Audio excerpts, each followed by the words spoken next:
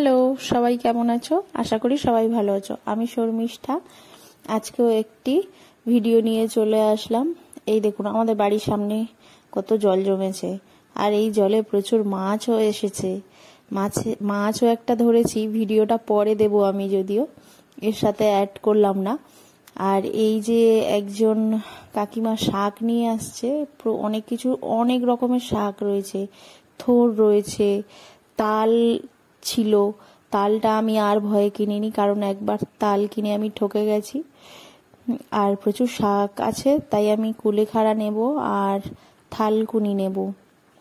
কুলেখাড়া শাকটা আমি আজকে ভাবছি আলু দিয়ে সিদ্ধ করব, আর থালকুনি পাতাটা পরের কোনো একটা দিন রেখে দেবো কিনে। পরের কোনো একটা দিন আদা, কাঁচা লঙ্কা আর লবণ দিয়ে একসাথে ওটা বেটে নিয়ে আর সর্ষের তেল দিয়ে গরম ভাতে খেতে খুব সুন্দর লাগবে।